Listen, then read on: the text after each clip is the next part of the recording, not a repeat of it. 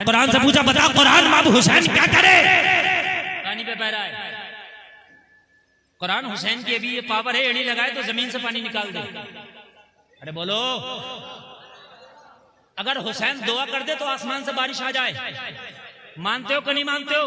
ये पावर लेके बैठा है अली का बेटा।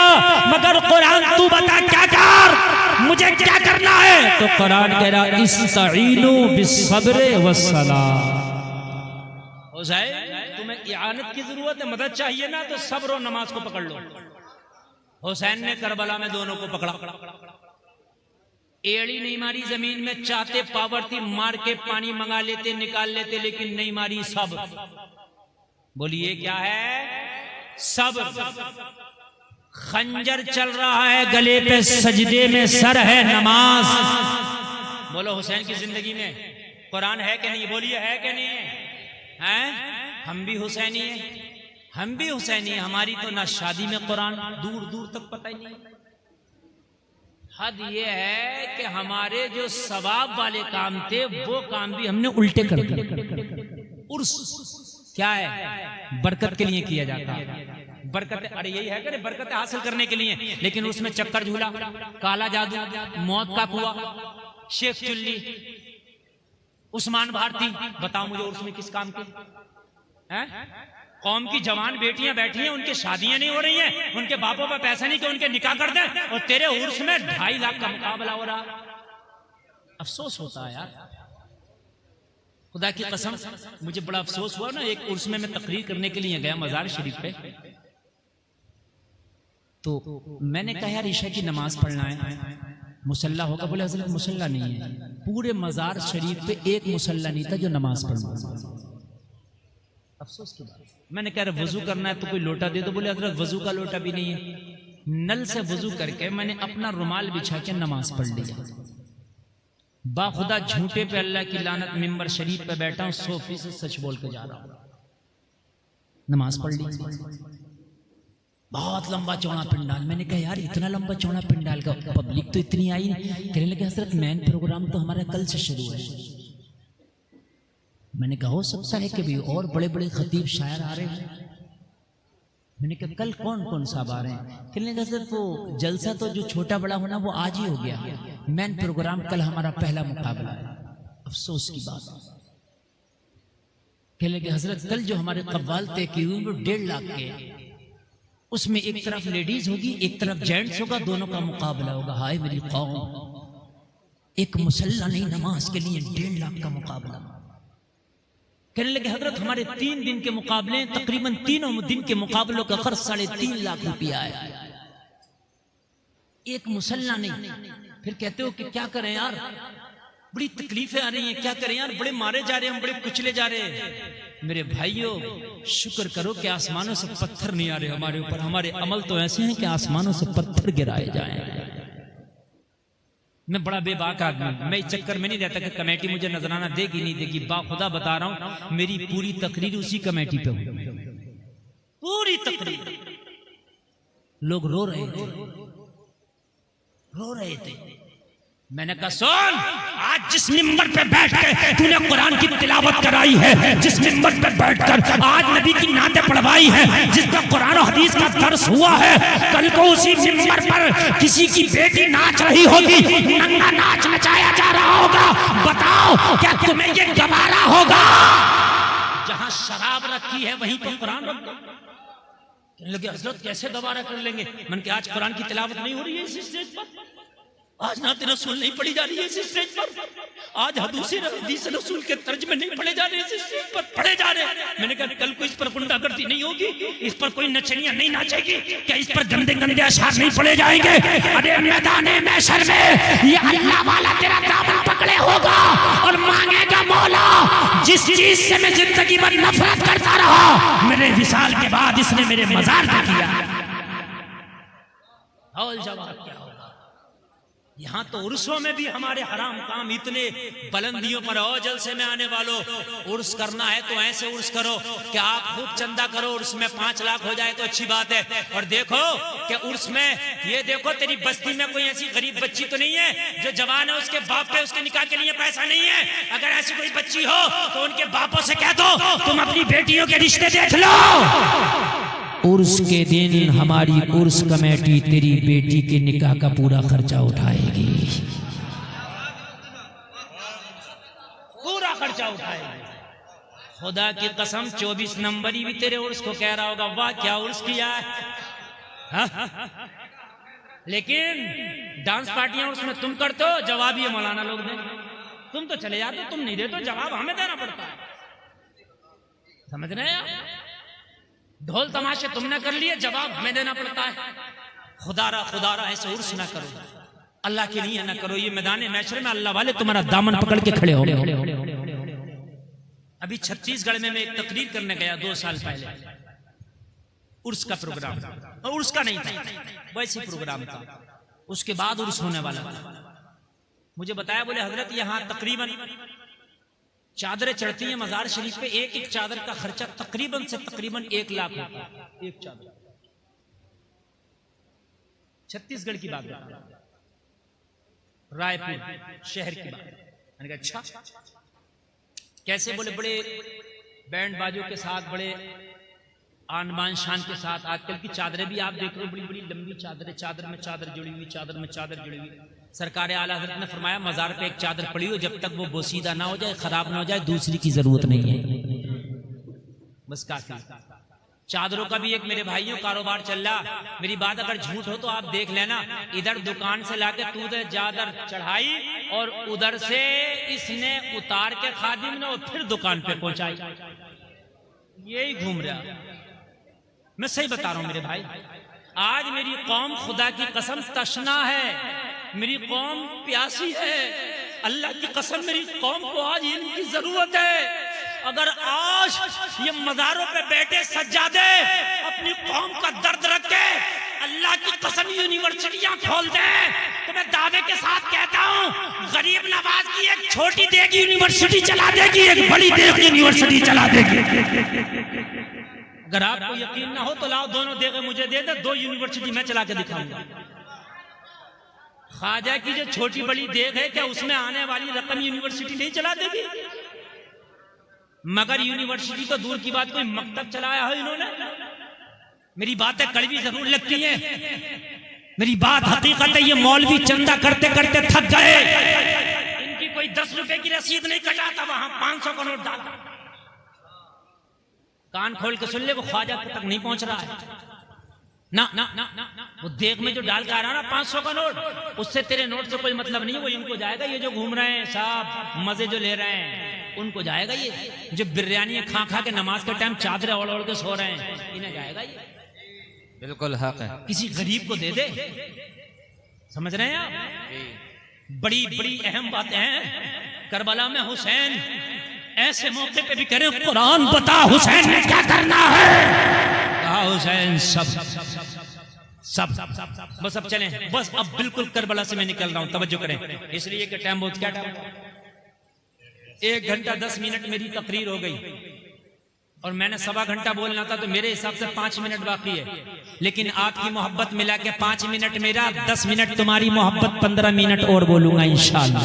इंशाअल्लाह बस ये 15 मिनट सुन के भाई जाएं, और एक आदमी नहीं उठे। अब बिल्कुल करबला आपके सामने रहेगा, और करबला के बाद का मंजर, करबला के बाद भी करबला है। सुन, इमाम पाक ने जब कहा सब्र, कुरान ने कहा हुसैन सब्र, सब्र होगा, होगा सब्र।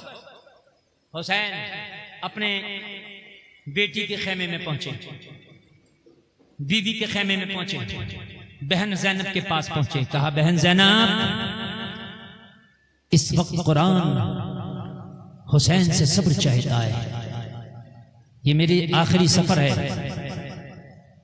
इसके बाद बहन हुसैन के साथ कोई सफर ना होगा,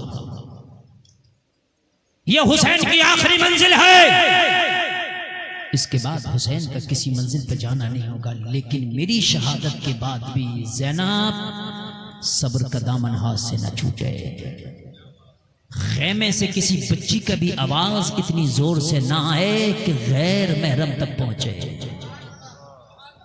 हुसैन सैयदानियों को ये बताकर, ये तकरीर करके, ये तबलीग करके मेरा हुसैन उठ रहा है। जलसे में आने वालों,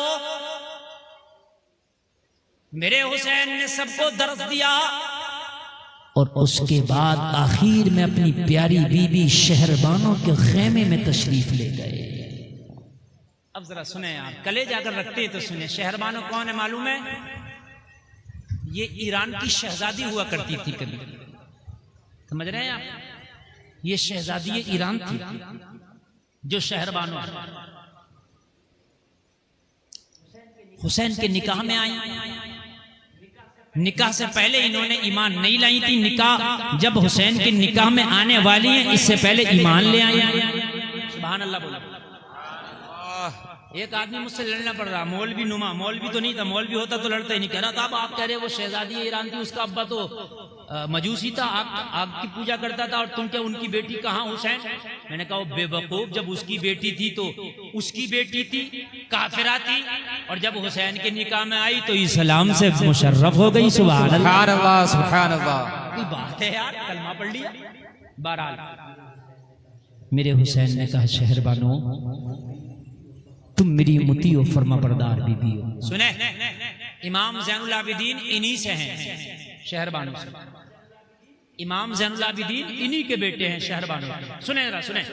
अब मैं बिल्कुल तारीख पेश कर रहा हूं, और एक आदमी इधर से उधर ना होना चाहिए। जो मैं तारीख पेश कर रहा हूं इसको आप लेकर के जाएं। शहरबानो तुम मेरी मुती हो, फरमा बरदार बीवी हो, मैं तुमसे खुश हूं, मैं राजी हूं। और जिस बीवी से उसका शौहर खुश हो, उसका मौला उससे खुश है। सुन लें आप, अपनी बेटियों को, अपनी बहनों को जब ससुराल भेजा करो तो सबसे पहले ये सबक पढ़ाया करो, मेरी बहन, मेरी बेटी अपनी ससुराल जा रही है, अपनी ससुराल में इस हाल में रहना कि तुझसे तेरा शौहर राजी रहे, मैं तुमसे खुश हूं। शहरबानो तुमने ईरान में बड़े ऐश उठाए, वो मखमली चादरें, वो बेहतरीन खाने तुम्हारा खाना होता था, बेहतरीन लिबास, बेहतरीन कपड़े तुम्हारा लिबास होता था, शाही महल में रहती थी। जब से हुसैन के निकाह में आई तो हो सकता है बहुत बार तुम्हें फाका भी मिला हो, बहुत बार हुसैन तुम्हें बहुत अच्छा लिबास भी ना पहना सका हो, और आज करबला के रेगजारों पे हुसैन के साथ तुम बैठी हो, और यहां तक भी हुसैन का साथ दे रही हो, मैं तुमसे राजी हूं। शहरबानो कल ये हुसैन का सर काट के अपनी प्यास को बुझा लेंगे, तुम एक काम करो, मैं तुमसे राजी हूं, तुम अपने बच्चों को लेके करबला से कहीं दूर चली जाना, मेरे बाद अपने बच्चों के साथ जिंदगी गुजार लेना, मैं तुमसे राजी हूं। शहरबानों ने हुसैन का दामन पकड़ा और कहने लगी हुसैन शहरबानों के लाल फातिमा के लाल से ज्यादा आला नहीं है, करबला में अगर कटेंगे तो पहले शहरबानों के लाल कटेंगे, बाद में फातिमा के लाल की बारी आएगी। शहरबानों के लाल फातिमा के लाल से अफजल नहीं है। शहरबानों अपने लालों को फातिमा के लाल पे आज कुर्बान करेगी हुसैन। शहरबानों कसम खाती है कि फातिमा के लाल के कदमों पे अपना एक एक लाल कुर्बान करके मैदान महशर में कह दूंगी, माँ फातिमा अपने लालों को तेरे लाल हुसैन पे कुर्बान करके आई हूं। तो बच्चों को और कहने लगी हुसैन कभी अपने दिल में ये ख्याल ना लाना कि मैं अच्छे खाने ना खा सकी आपके निकाह के बाद, कीमती लिबास ना पहन सकी आपके निकाह के बाद, वो ऐश मुझे ना मिल सके आपके निकाह के बाद, ये ख्याल में भी ना लाना हुसैन आज आखिरी रात है। मेरे दिल का हाल तो ये है, जो मेरा बाप बादशाह होके ना दे सका वो आपने मुझे दिया है, इस पे मुझे फख्र है। मेरे हुसैन ने फरमाया मेरी बावफा बीवी मैंने क्या दिया तुझे? करबला में दुश्मनों के नरखे में है तू। चारों तरफ से यजीदी भेड़िए सुबह का इंतजार कर रहे हैं। मेरा सर काटने के बाद शहरबानो तुम्हारे खेमे को आग लगा दी जाएगी, क्या मिला? कहने लगी हुसैन जो मिलने की बात करते हैं तो वो इनाम ये है कि जब मैं ईरान में शहजादी हुआ करती थी, जिन जिन रास्तों से मेरी सवारी गुजरती थी, मुनादी निदा देता था, होशियार खबरदार खड़े हो जाओ, आज शहजादी आ रही है, शहजादी ईरान का डोला जा रहा है। लोग बादब हो जाया करते थे, निगाहों को मेरी तरफ से नीचे कर लिया करते थे, अदब में खड़े हो जाया करते थे। ये मेरे बाप ने मुझे दिया था, मगर खुदा की कसम जब से मैंने आपसे निकाह किया है मुझे इतना बड़ा इनाम मिला जो किसी ने ना दिया। कहा क्या इनाम मिला? कहा मरने के बाद जब मैदाने महशर में शहरबानो अपनी कब्र से उठेगी तो मैदाने महशर में मुनादी निदा देगा, अहले महशर अपनी निगाहों को झुका लो, शहरबानो फातिमा की बहू आ रही है। क्या बात है हजरत, क्या बात है। शहजादी ईरान होना और है, फातिमा की बहू होना और है। ये जो कमाल मिले हैं मुझे आपकी बीवी बनने के बाद मिले हैं। लोगों, हुसैन की जिंदगी में कुरान है, हुसैन के घर वालों की जिंदगी में कुरान है। गले सबके काटे, शहादतें हुई, रात आई, रात आई। मुअर्रिख लिखता है जिसके सारा कुनबा कटा पड़ा, जरा बताओ उसका हाल क्या होगा। सैयदा ज़ैनब सकीना को सीने से लगा के खेमा में बैठी है, रात में बैठी, आधी रात आई। आप देखते हैं कि जंगलों में जानवरों के बोलने का भी एक वक्त होता है, जब सन्नाटा छाता तो वो भी खामोश हो जाते हैं। जब सन्नाटे का आलम आया, ज़ैनब उठी, हाथ में तलवार लेके। सैयदा सकीना ने दामन पकड़ा, फूफी तुम कहां जाती हो? अब तुम्हारा ही तो सहारा है। कौन है जो अब सकीना को सहारा देगा? फूफी सिर्फ तुम्हारा सहारा है। कहने लगी ज़ैनब तेरी फूफी पे दोहरी जिम्मेदारी आ गई है आज। क्या?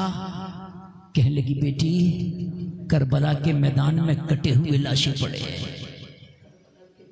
करबला के मैदान में कटे हुए लाशें पड़े, दोहरी जिम्मेदारी है तेरी फूफी पर। उठने दे, थोड़ी देर के लिए करबला के मैदान का चक्कर लगाने दे, देखूं कि मेरा भाई हुसैन कहां पड़ा है, देखने तो दे। अली अकबर की जवानी कहां लूटी गई है? दोहरी जिम्मेदारी है, जंगल है ये, बयाबा है, गरीब वतन है, शहीदों के लाशें कहां है, तलवार हाथ में ली, अली की बेटी करबला के मैदान के चक्कर लगाती है। हुसैन का लाशा पड़ा है, हुसैन के लाशे के पास बैठी है, सरपुरी का लाश पड़ी है, सर कटा हुआ है, जिस्म के पास बैठी है, सीने में खंजर लगा हुआ, नेज़ा चुभा हुआ, सीने से जो खून निकला था वो मिट्टी उसके अंदर मिल गई है। सैयदा ज़ैनब हाथ से सीने से मिट्टी हटा, मिट्टी ऐसी हो गई है जैसे पानी मिट्टी में डालो तो कैसे गुद जाती है, इस तरीके से हुसैन के सीने से गीली गीली खून में सनी हुई मिट्टी हटा रही है। अल्लाहु अकबर। मिट्टी हटा रही है, कपड़ों को साफ करने की कोशिश कर रही है, कह रही है भैया हुसैन, अरे जब मदीने में थे तो नाना के कांधों पे सवारी किया करते थे, करबला में आए तो लाश कैसी बेगोरो कफन पड़ी है। अल्लाहु अकबर। लोगों, इसको कहते हैं सब्र। कौन सा कलेजा लाओगे, कौन सा जिगर लाओगे? ये अली की बेटी का जिगर है कि भाई के लाशे से उठी, और उठने के बाद जब सकीना का ख्याल आया तो फिर खेमा में आ गई और सकीना को गले से लगा कर बैठ गई। कहने लगी सकीना, तेरी फूफी को तेरा भी पहरा देना है, तेरी फूफी को करबला में पड़े हुए शहीदों का भी पहरा देना है। अल्लाह अकबर। दोहरी जिम्मेदारी है। मुअर्रिख लिखता है सुबह नमदार होती है, जालिम यजीदी तैयारियां करते हैं, हुसैन के खेमे जलाएंगे। अब हुसैन के खेमे जलाएंगे। मालूम है मुअर्रिख लिखता है खेमा जलाने की एक बड़ी वजह क्या थी? सुने, क्या हुसैन के खेमों में माल था? नहीं, हुसैन के खेमों में तो खाने पीने की अशिया तक नहीं थी, तो फिर जलाया क्यों? अली का बेटा सच्चा है। यजीदियों ने, कूफियों ने जो खत हुसैन को भेजे थे वो खत हुसैन के पास खेमे में मौजूद थे और हुसैन ने अपने आखिरी खुतबे में कहा था, ए फला, तू आज तलवार लेकर हुसैन के सामने खड़ा है, क्या तूने मुझे खत ना भेजा था कि हुसैन आ जाए? मेरे खेमे में तेरा खत मौजूद है। वो सारे खत मौजूद थे हुसैन के खेमा के अंदर। हुसैन लेकर के आए थे, विद प्रूफ आए थे। इनको डर था कि ये हमारे लिखे हुए खुतूत जो हुसैन को हमने बुलाया यजीद तक पहुंच गए तो हमारी खैर नहीं है। यजीद कहेगा अच्छा हुसैन को बुलाने वाले तुम थे, इसलिए खेमों को जला ताकि तारी खुतूत चल जाए। खेमा क्या जले? सैयदानियों की चादरें तक जली। खेमा क्या जले? वो तबर्रुकात जले। फातिमा तो ज़हरा का मुसल्ला जला। क्या क्या ना जला। और जब बेसरो सामानी के आलम में ये सैयदानियां खड़ी हैं, अहले बैत कि ये लुटे हुए फूल कड़े, तो इन जालिमों ने यहीं पर बस नहीं किया, कहा इन्हें बांधो जालिमों, ये तो इतने भूखे प्यासे हैं कि अब भागने की सकत भी न रही, किसे बांधता है? लेकिन जालिमों ने बांधा, ऊंटों की पीठों पर कस लिया गया और कसने के बाद दमिश्क के बाजार में लेके पहुंचे। बस मेरी तकरीर का आखिरी ये मरहला है जो मैं पेश कर रहा हूं, बिल्कुल बड़ी मोहब्बत से सुनना। दमिश्क के बाजार में इस लालच में लेकर पहुंचे कि ये कटा हुआ सर यजीद को देंगे, इनाम लेंगे बदले में। सिर्फ सिक्के इन यजीदी कुत्तों का मशरब था, इन यजीदी कुत्तों का धंधा बन चुका था, सिर्फ सिक्के। पहुंचे दमिश्क के बाजार में, कटे हुए सर नेज़ों पे बुलंद हैं, फटी हुई चादरों से ये हुसैन के घर की बेटियां अपने सरों को छिपाए खड़ी है। अल्लाह अल्लाह, अगर कलेजा है तो सुने। सारा दमिश्क तमाशाई बना था आज। कोई ताली बजा रहा था, कोई हंस रहा था। किसी से नहीं कहा था नवासे रसूल का सर काट के लाए हैं, बल्कि दमिश्क में यह ऐलान किया गया था कि ये हुकूमत के बागी थे, इनसे जंग करके इनके सर काट के लाए। ये नहीं कहा था नवासे रसूल का सर कटा है, बल्कि कहा हुकूमत के बागियों का सर काट के लाए। ये रंग दे दिया।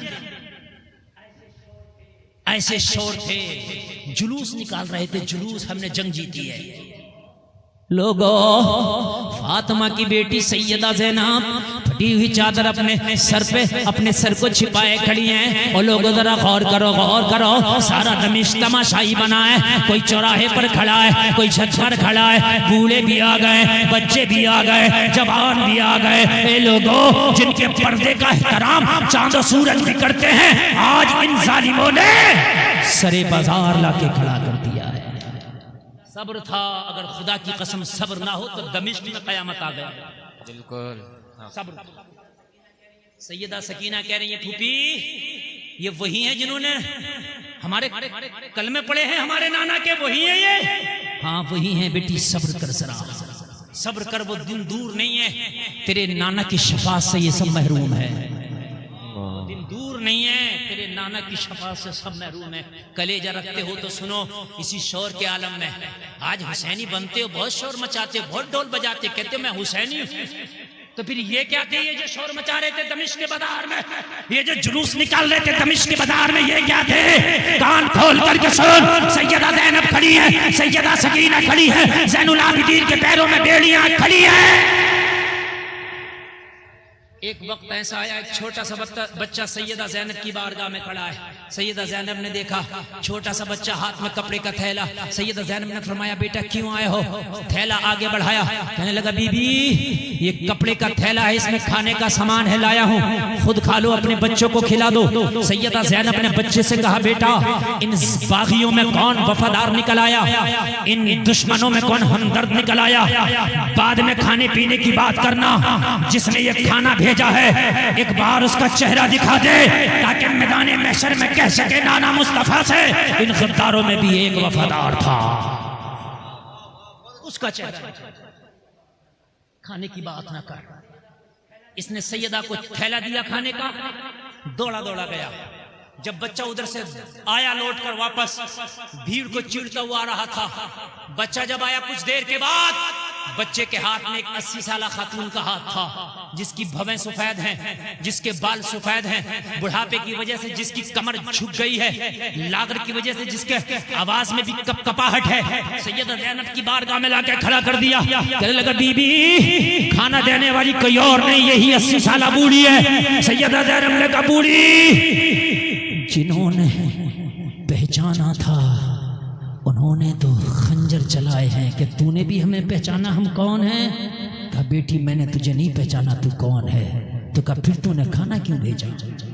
जिन्होंने पहचाना था उन्होंने खेमों को आग लगाई, जिन्होंने पहचाना था उन्होंने खंजर चलाए, जिन्होंने पहचाना था उन्होंने प्यासे गलों पर खंजर चलाए, तूने तो पहचाना भी नहीं, फिर खाना क्यों भेजा? जहां पर सब तालियां बजा रहे थे, तूने भी ताली बजा लिया होता। सब पत्थर मार रहे हैं, तू पत्थर तू भी मार लेती तो क्या होता है? तेरे भी 2 पत्थर सही हम पर, आज तो हम गम के सताए हैं। तू पहचानती थी नहीं, जानती नहीं हमें, तो फिर खाना क्यों? जवाब सुनो, हिल जाओगे। 80 साल की बूढ़ी औरत ने जवाब दिया, बेटी मसला ये था कि जब मैंने देखा कि तुम्हें कैदी बना के लाया गया, तुम जंगी कैदी हो, तो मुझे अपनी मखदूमा की वसीयत याद आ गई। मेरी मखदूमा ने मुझे वसीयत की थी, जिंदगी में कभी किसी कैदी को देखो तो खाना जरूर खिला देना, इसलिए मैं खाना भेजती। सैयदा ज़ैनब ने फरमाया, बूढ़ी माई तेरी मखदूमा कौन है, जरा उसका नाम तो बता, जिसकी वसीयत इतनी अच्छी है कि ऐसे वक्त में हमें खाना भेज रही है। 80 साल की बूढ़ी औरत ने जो जवाब दिया, कलेजे हिल जाएंगे। कहा, बेटी मेरी मखदूमा का नाम सुनना चाहती है तो सुन, मेरी मखदूमा फातिमा बिन्ते रसूल है। कितना नाजुक मोड़, कितना नाजुक मोड़ है जलसे में आने वालों। ये हुसैन की सगी बहन खड़ी है ज़ैनब, कह रही है, बेटी मेरी मखदूमा का नाम फातिमा बिन्ते रसूल है, जिसने ये वसीयत की थी, जिंदगी में कभी किसी कैदी को देखो तो खाना जरूर खिलाना। हाय हाय, जिंदगी किस मोड़ पे ले आई है, कभी ना सोचा होगा। सैयदा ज़ैनब ने फरमाया, बूढ़ी माई फिर तेरा नाम क्या है? कहने लगी, बेटी मुझे फिजा कहते हैं। हजरत फातिमा की सबसे जो खास कनीज है फिजा, ये वो है जी। और कमाल की बात और बताओ, ये फिजा वही है 80 साला औरत जिसके हाथों में हुसैन का बचपना गुजरा है। वाह, बड़ा नाजुक मोड़ है, मैं बहुत नाजुक मोड़ से गुजर रहा हूं तारीख के, जरा सुने। ये 80 साला जो बूढ़ी खड़ी है, ये वही है जिसने एक बार नहीं बल्कि कितनी बार ज़ैनब को उंगली पकड़ा के फातिमा के आंगन में पैर चलना सिखाया है। वही है। कितनी बार हसन को लुक़मे खिलाएं, कितनी बार ज़ैनब को लुक़मे खिलाएं, कितनी बार हुसैन के झूले झुलाएं। वही है ये। जब कहा मैं फिजा हूं, सैयदा ज़ैनब ने पहचान लिया है ये तो मेरी माँ की खास कनीज है। दिल भर आया अंदर से, दिल भर आया। सैयदा ज़ैनब को लगता था चीख निकल जाएगी, मगर हुसैन का सबक याद आया। साबिर की बेटी साबरा है, सब्र का दामन न छूटे ज़ैनब। जब्त कर गई। दिल चाहता था मैं अपना परिचय भी करा दूं, मैं कौन हूं, देख मैं कौन हूं। ना कराया, खामोश हो गई, जबान दबा के खड़ी हो गई। क्यों? इसलिए कि इसने मदीने में हमें शहजादी देखा था, आज कैदी देखेगी तो दिल टूट जाएगा। अली के घर वाले किसी को परेशानी देते नहीं है, परेशान हो जाएगी माँ की तरह। और क्या अब इसे परेशान करना, भी यजीद के दरबार में जाते पता नहीं फैसला क्या हो हमारे हक में, अब क्या इसे परेशान करें। इसकी जवानी तो हमारी खिदमत में गुजरी हुई है, अब क्या परेशान करना।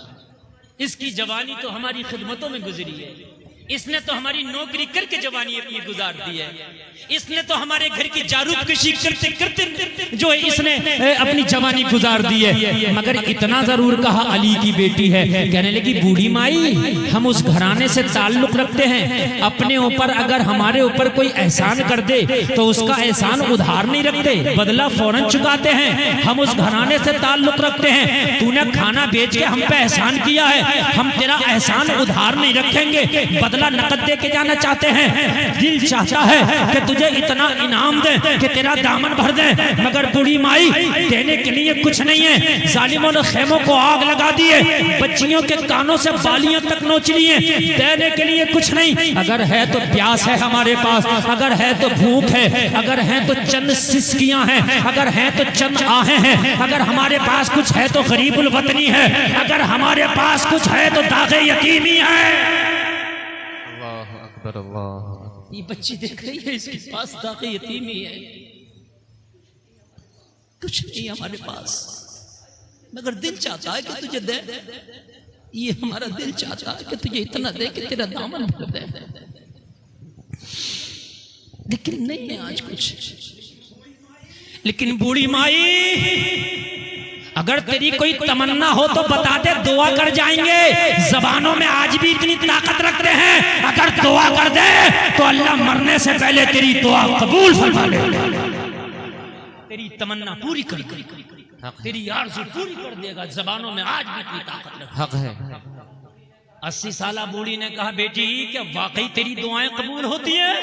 कहा मेरी दुआओं की बात करती है, अगर कोई दुआ में हमारा नाम ले ले तो उसकी भी कबूल हो जाता है। हक है हजरत, हक है। हमारी बात करती है, और अगर सही पूछ तो अब मैं तुझे हक बात बताऊं, अगर कोई हमारा नाम लिए बगैर दुआ तो दुआ, नमाज भी पढ़ ले तो नमाज कबूल नहीं होती है। बड़ा गहरा जुमला बोल गए उलमा बैठे, जिम्मेदार स्टेज बात करती है दुआ की। अगर हमारे नाम लिए बगैर कोई नमाजें पढ़ लेना तो उसकी नमाजें भी कबूल नहीं होती। कहा क्या मतलब? सुन ले, अल्लाहुम्मा सल्ले अला मोहम्मद व अला आले मोहम्मद। कौन है आले मोहम्मद? यही तो ज़ैनब है आले मोहम्मद। सुभान अल्लाह, सुभान अल्लाह। पूरी कायनात में आज आले मोहम्मद में सबसे ज्यादा करीब कोई है तो ये ज़ैनब है। सुभान अल्लाह। नारे तकबीर, नारे तकबीर, नारे रिसालत, नारे दोनों हाथ उठाकर नारे रिसालत। या हसन या हुसैन, या हसन या हुसैन। नारे हैदरी, नारे हैदरी, नारे तकबीर, नारे रिसालत। तो कहा फिर तेरी दुआ बेटी कबूल होती है तो मेरी एक दुआ कर दे। मेरे इस बुढ़ापे में एक तमन्ना लेके जी रही हूं, अगर मेरी वो तमन्ना पूरी ना हो सकी ना तो जिंदगी से शिकायत रह जाएगी, शिकवा रह जाएगा। कहा बता, आज अगर दुनिया की हुकूमत भी चाहिए तो बता, दुआ कर जाएंगे, अल्लाह दे देगा। कहने लगी बेटी हुकूमत की बात ना कर, ये बुढ़ापा हुकूमत के काबिल नहीं है, अब तक तो ताज के काबिल नहीं, फिर क्या तमन्ना है? तमन्ना बता, दुआ हम करेंगे, अल्लाह पूरी करेगा। तो कहने लगी बेटी जब मैंने मदीना छोड़ा था तो मखदूमा के 3 बच्चे थे, एक का नाम हसन था, एक का हुसैन, एक का नाम ज़ैनब था, बड़े प्यारे थे। इन बच्चों के बगैर जिंदगी मेरी अधूरी थी। वो बच्चे मुझे बड़ा प्यार करते थे, मैं उन्हें बड़ा प्यार करती थी। जब से मदीना छूटा है इनसे मुलाकात न हो सकी, 50 साल का अरसा हो गया। ना पहचानने की वजह भी ये थी कि 50 साल का अरसा हो गया। 50 साल का अरसा। बेटी अगर वाकई मुस्तजाबुद दावत है तो एक दुआ कर दे कि अल्लाह मुझे सैयदा के उन बच्चों से मिला दे। अकबर अल्लाह। मरने से पहले एक बार कलेजे से लगा लो, मरने से पहले एक बार उस हुसैन को तो देख लो जिसके गले को मैंने रसूलुल्लाह को बार बार छूते देखा था। उस शहजादी ज़ैनब को एक बार तो अपने हाथों से छू के देख लूं कि जिसे मैंने कितनी बार कपड़े पहनाए थे। दुआ करते एक बार उनसे मिलना चाहती हूँ। अली की बेटी बताना नहीं चाहती थी, मगर ये अली के घर वाले हैं, जबान दे देते हैं तो पूरा भी करते हैं। जबान दे रखी थी कि जो कहेगी वो दुआ करेंगे। कहने लगी बूढ़ी माई जिस रात से पर्दा ना उठा सकती थी, लेकिन मेरी जबान मेरे पर्दा उठाने पे मजबूर करती है। समझ ले मैंने दुआ कर दी, समझ ले अल्लाह ने तेरी दुआ कबूल कर ली। कहा कैसे? कहा तेरे सामने जो